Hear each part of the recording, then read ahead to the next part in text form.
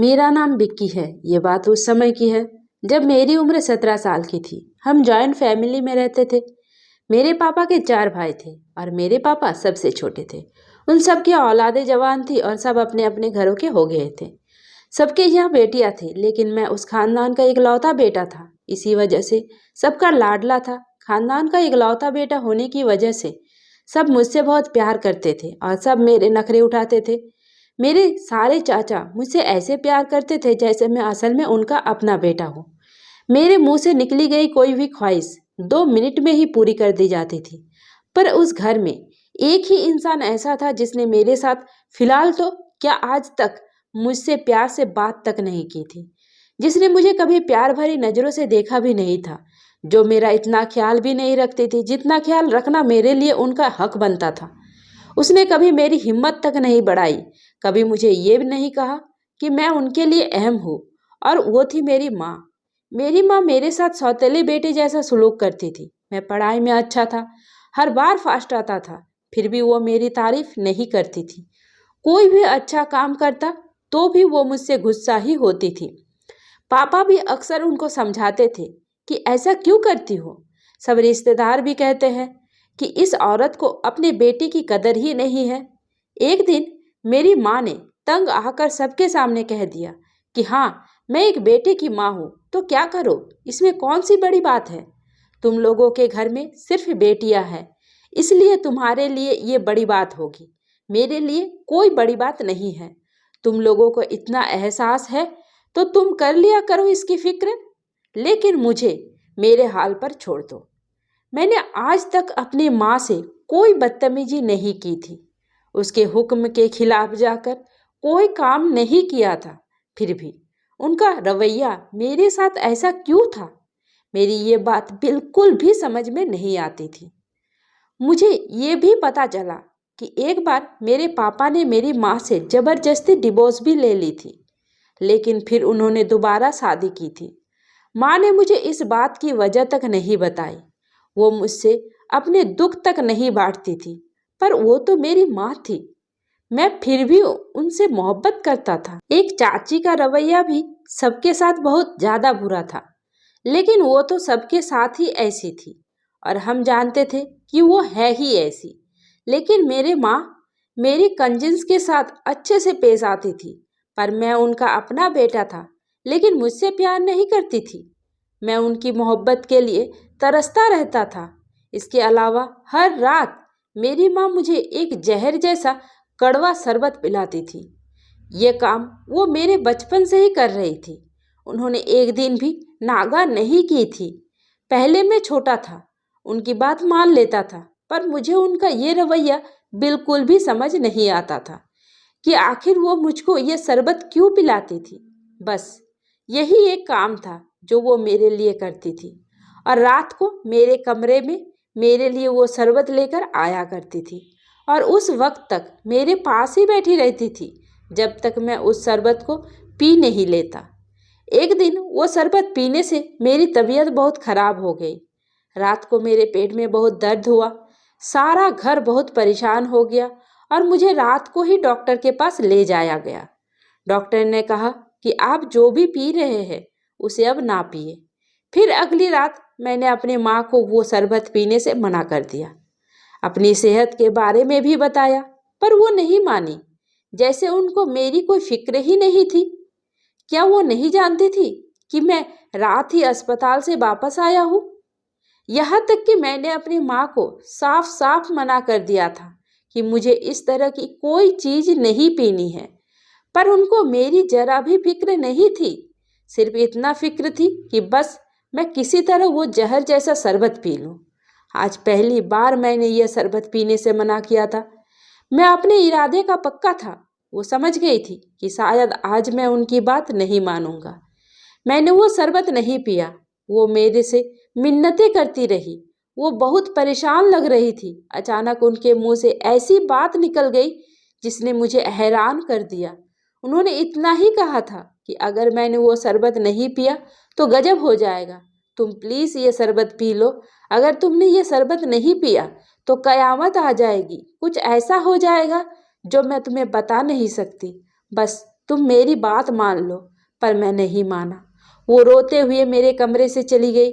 आज मुझे उनके रोने की भी कोई परवाह नहीं थी, बल्कि मैं तो ये सोच रहा था कि इनको अपनी जिद बदलनी होगी। फिर मैं सुकून से सो गया और सुबह एक बुरी खबर के साथ मेरी आँख खुली, और ये बुरी खबर सुनकर मेरे पैरों नीचे से जमीन निकल गई। वो बुरी खबर थी कि माँ अब इस दुनिया में नहीं रही।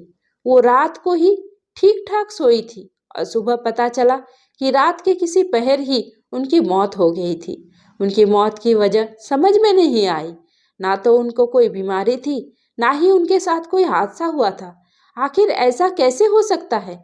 मेरे दिमाग में सवाल तो बहुत है, पर सवालों से ज्यादा दम था मेरी माँ ने जो कहा था उस बात में कि शरबत पी लो नहीं तो कुछ हो जाएगा। क्या मेरी माँ का इशारा इस तरफ था? और वो शरबत पीने से मेरी माँ की जिंदगी पर क्या असर हो सकता था? ये बात मेरी समझ से बाहर थी, लेकिन मैं खुद को मुजरिम महसूस कर रहा था। क्या मैं अपनी माँ की मौत की वजह बना था?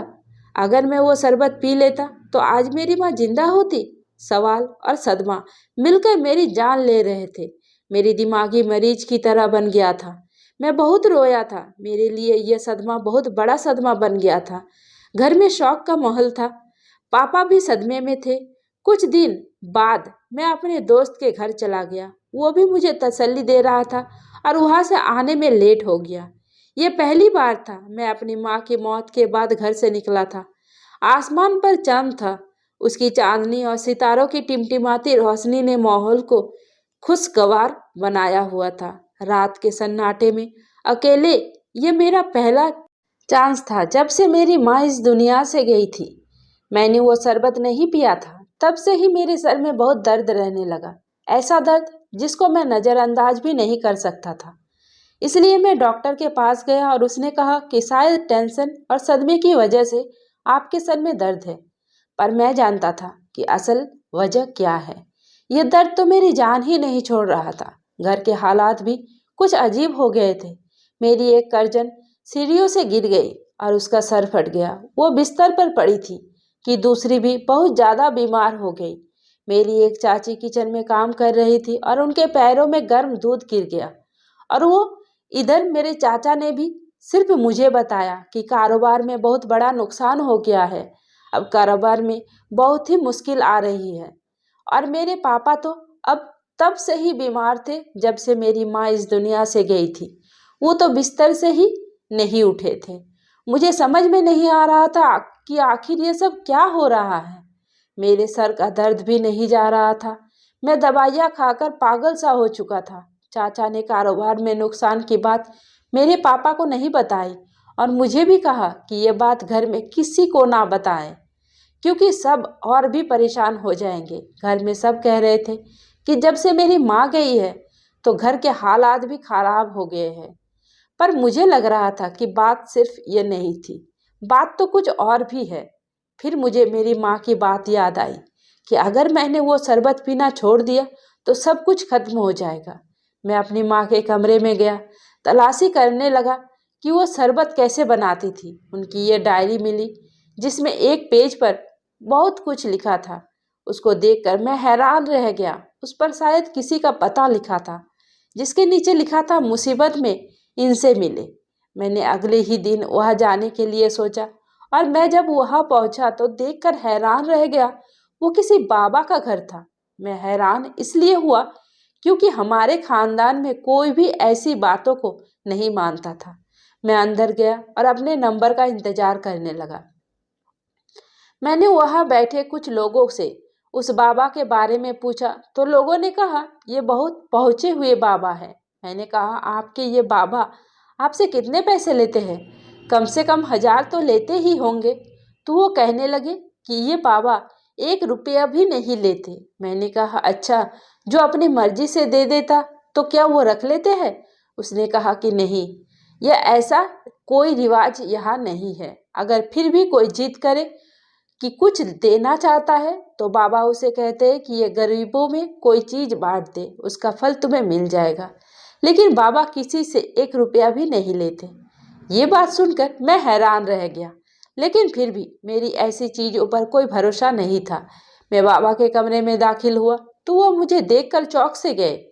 उनके चौंकने का तरीका ऐसा था कि मैं भी हैरान हो गया कि आखिर ये क्या सोचकर इस तरह से हैरान हो रहे हैं। और फिर उन्होंने एक बहुत ही अजीब हरकत की। उन्होंने वहाँ बैठे सब लोगों को बाहर भेज दिया। फिर उन्होंने मुझसे ऐसी बात की कि मैं हैरान रह गया। उन्होंने मुझसे कहा कि तुम अभी तक जिंदा हो, मुझे तो लगा था कि तुम मर गए हो। आखिर उनकी इस बात का क्या मतलब था? मैं तो उनको पहली बार देख रहा था और मुझे क्या मर जाना चाहिए था? मैं उनके सामने बैठा और उनसे पूछा कि आप मुझे जानते हैं?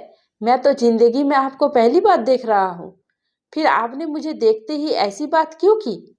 आपने उन सबको बाहर क्यों भेज दिया? आखिर क्या बात है, मुझे बताइए।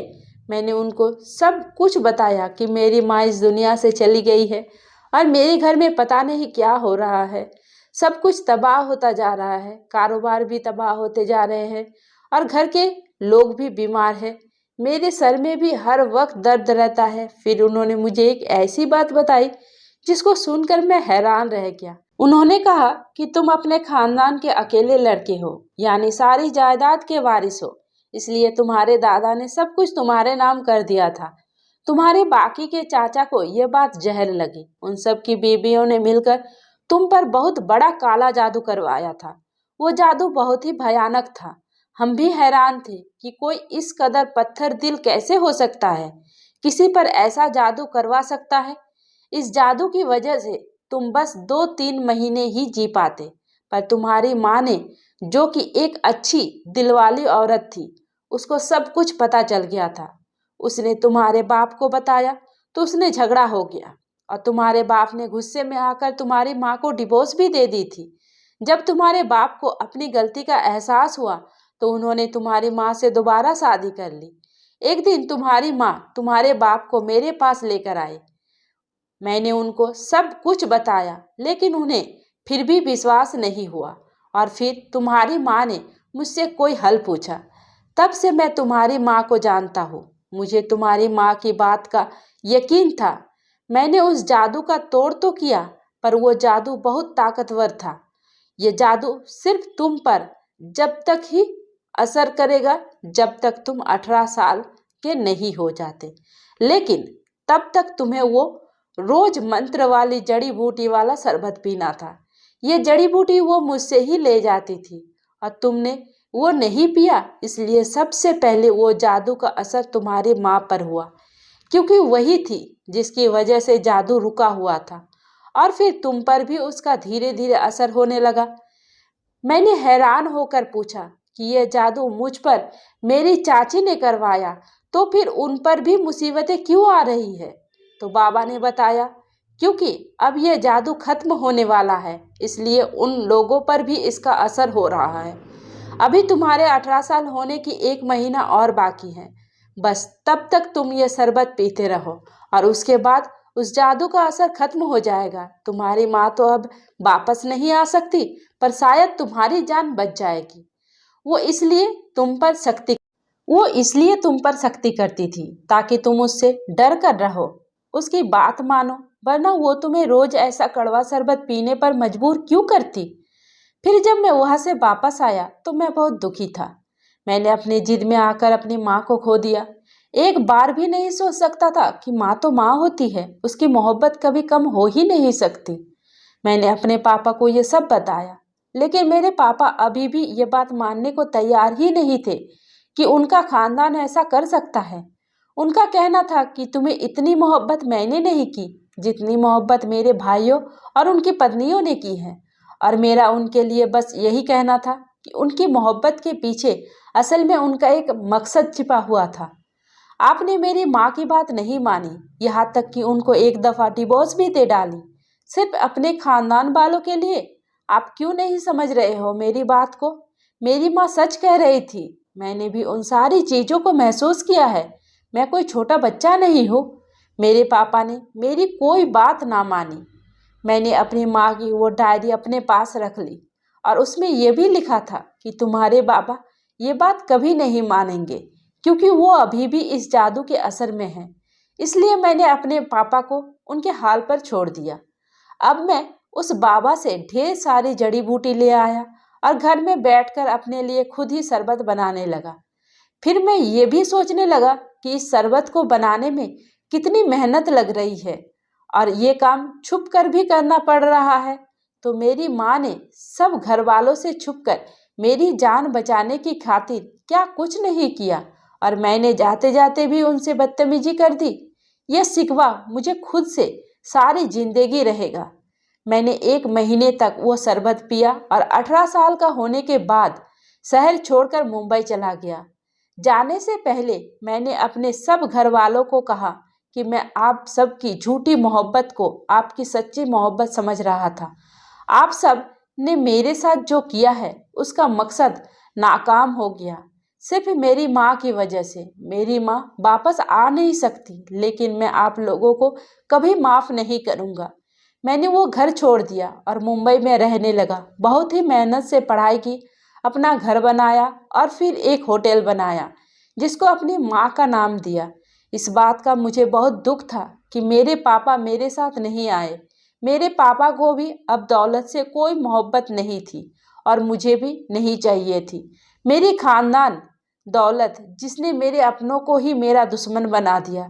मैं खुद को बहुत खुशनसीब समझता था। मुझे क्या पता था मेरे घर वालों की मोहब्बत के पीछे नफरत भरी पड़ी है।